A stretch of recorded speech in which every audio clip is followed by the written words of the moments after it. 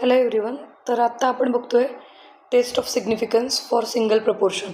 Okay, तर let P be the sample proportion in a large random sample of size N drawn from the population having proportion capital P. तर small P जो मी येल्लोने highlight करते ते तुमच्या सॅम्पलचं proportion दिलेलं आहे आणि कॅपिटल पी जो मी ब्ल्यूने हायलाईट करते तो पॉप्युलेशनचं प्रपोर्शन दिलेलं आहे. ठीक आहे, तर त्यांनी काय म्हटलेलं आहे की also the population proportion P has a specified value capital P not. म्हणजे एखादं पी नॉट ही व्हॅल्यू जर तुम्हाला फिक्स दिलेली असेल तर तीच व्हॅल्यू तुमचं पॉप्युलेशन प्रपोर्शन घेतं आहे का नाही हे तुम्हाला टेस्ट करायचं आहे. बरोबर, by using large sample test. Large sample म्हणजे 30पेक्षा जास्त नंबर ऑफ एलिमेंट्स असतील त्या सॅम्पलमध्ये, त्याला म्हणायचं लार्ज सॅम्पल. तर वर्किंग रूल सिमिलर आहे जसं आपण मागच्या टेस्टमध्ये बघितलेलं आहे. टोटल 6 स्टेप्स आहे. First step is null hypothesis. तुम्हाला नल हायपोथेसिस सेट करायचं आहे. आता बाय डिफॉल्ट तुम्ही काय चेक करताय की तुमचं पॉप्युलेशन प्रपोर्शन हे एखादी पी नॉट व्हॅल्यू आहे का नाही. म्हणून आपण डायरेक्ट काय अज्युम केलं की हो population proportion capital P not आहे. मग अल्टरनेटिव्ह हायपोथेसिस काय होईल तर नाही आहे. बरोबर, म्हणजे capital P is not equal to P naught. मग काय असू शकतं, आयदर तो ग्रेटर दॅन पी नॉट असू शकतो किंवा लेस दॅन पी नॉट असू शकतो. बरोबर, या झाल्या पहिल्या 2 स्टेप्स. त्यानंतर लेवल ऑफ सिग्निफिकन्स जे की ऑलरेडी तुम्हाला प्रॉब्लेममध्ये गिवन असते. If it is not given then take it as 5% level. After that test statistic. Test स्टॅटिस्टिकची व्हॅल्यू पण खूप सोपी आहे.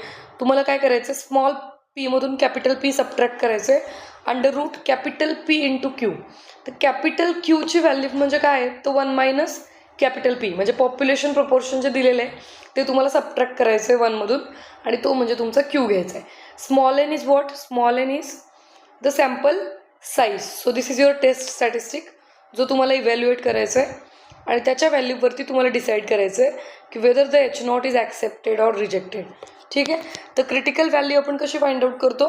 क्रिटिकल व्हॅल्यू आपण जी दिलेली आहे प्रॉब्लेमच्या शेवटी ब्रॅकेटमध्ये ती ॲज इट इज आपण लिहितो Z alpha.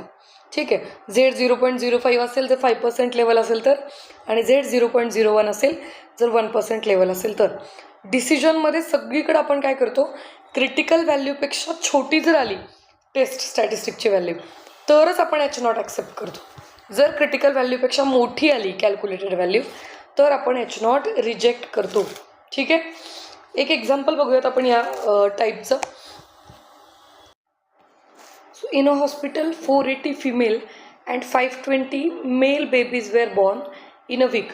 Do these figures confirm the hypothesis that males and females were born in equal numbers?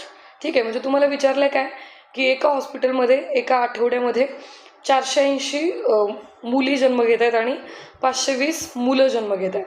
बरोबर, तर ही जी आकडेवारी आहे दिलेली ही आकडेवारी कन्फर्म करते का की मुलांचा आणि मुलींचा जन्म इक्वल नंबर्समध्ये होतोय त्या हॉस्पिटलमध्ये, असं विचारलेलं आहे. तर यासाठी प्रपोर्शन तुम्हाला आधी फाइंड आउट करावे लागतील. ज्या गोष्टी गिवन आहेत त्या आधी आपण लिहूयात. सो काय काय गिवन आहे तुम्हाला, सॅम्पल घेतलेलं आहे त्यांनी एका आठवड्यात जन्मलेल्या बाळांचं सॅम्पल. टोटल किती बाळं जन्मलेली आहेत, 480 मुली आणि 520 मुलं. म्हणजे टोटल किती, तर 480 प्लस 520 म्हणजे टोटल 1000 मुलांनी जन्म घेतलेला आहे. म्हणून सॅम्पल कितीचं घेतलं तुम्ही, 1000 मुलांचं घेतलेलं आहे. ठीक आहे, स्मॉल पी म्हणजे काय तर सॅम्पल प्रपोर्शन. आता सॅम्पल प्रपोर्शन फिमेल्सचं किती आहे, sample proportion of females born ते किती आहे, कितीपैकी किती मुली जन्माला आलेल्या आहेत, 480 मुली जन्माला आलेल्या आहेत. कितीपैकी, 1000 बाळांपैकी. बरोबर, म्हणजे किती झालं प्रपोर्शन, 0.48. हे स्मॉल पी झालं. आता कॅपिटल पी दिलेलं आहे का तुम्हाला, इनडायरेक्टली दिलेलं आहे.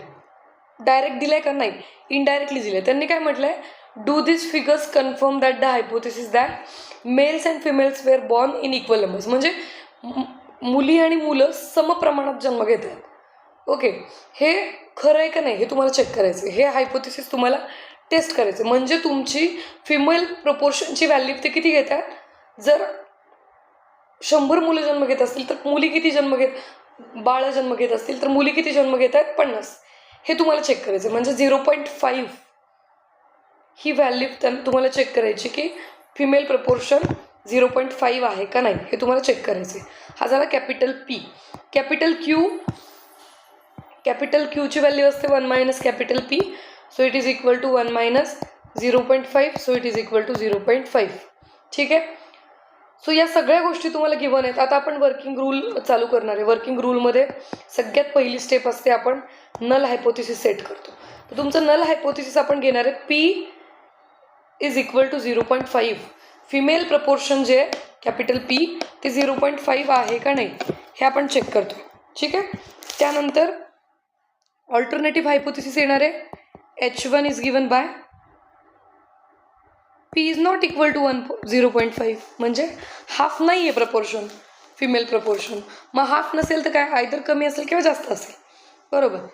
Level of significance is it given to you, दिलेली नाही आहे लेवल ऑफ सिग्निफिकन्स, म्हणजे त्याला आपण LOS असं म्हणतो. तर LOS दिलेली नाही आहे, मग ती तुम्ही घ्या. Alpha is equal to 0.05, that is 5% level fix केली आपण. ठीक आहे. याच्यात अजून एक गोष्ट द्यायची राहिली आहे तुम्हाला. ब्रॅकेटमध्ये शेवटी तुम्हाला गिवन असतं Z 0.05 इज इक्वल टू 1.96. हे तुम्हाला गिवन असतं एक्झाममध्ये. बरोबर. सो Z 0.05 जो आहे तो 1.96च आहे कायम, लक्षात ठेवा. टेस्ट स्टॅटिस्टिक तुम्हाला फाइंड आउट करायचं म्हणजे Z फाइंड आउट करायचं. तर Z फाइंड आउट करताना आपण काय करतो, small p minus capital P divided by under root capital PQ divided by N. सगळ्या व्हॅल्यूज गिवन आहेत त्या फक्त सबस्टिट्यूट करा. 0.48 स्मॉल पीची व्हॅल्यू आहे, 0.5 कॅपिटल पीची व्हॅल्यू घेतलेली आपण, अंडर रूट कॅपिटल पीची व्हॅल्यू 0.5, क्यूची value 0.5 divided by 1000. So it is equal to, direct कॅल्सीमध्ये टाकलं तरी चालेल, 0.48 minus 0.5 is minus 0.02 divided by under root 0.25 divided by 1000. Okay, so it is equal to minus 0.02 divided by under root 0.00025.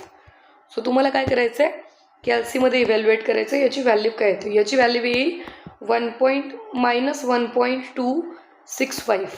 ठीक आहे. So Z तुमचं negative आलेला आहे, but compare करताना आपण काय करतो, मॉड्युलस आपण कम्पेअर करतो. बघा, मॉड्युलस जे आहे ते कम्पेअर करतो क्रिटिकल व्हॅल्यूसोबत. सो इथं तुम्हाला काय करायचं आहे, मॉड्युलस कम्पेअर करायचं आहे.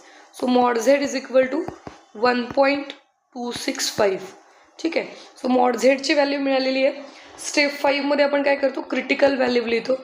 सो क्रिटिकल व्हॅल्यू तुमची काय आहे, क्रिटिकल व्हॅल्यू आहे Z 0.05 इज इक्वल टू 1.96. ठीक आहे. तर स्टेप 6मध्ये आपण काय करणार आहे, डिसिजन घेणार आहे. So we will compare the calculated value with the critical value. So calculated value is 1.265 which is strictly less than 1.96. That is calculated value mod Z is strictly less than Z 0.05 which implies that H0 is accepted. म्हणजे हॉस्पिटलमध्ये जो बाळांचा जन्म होतो आहे त्यामध्ये महिलांचं प्रमाण आणि पुरुषांचं प्रमाण, म्हणजे मुलांचं प्रमाण आणि मुलींचं प्रमाण जन्म घेण्याचं सेम आहे. Okay. So which implies that males and females were born in equal proportions.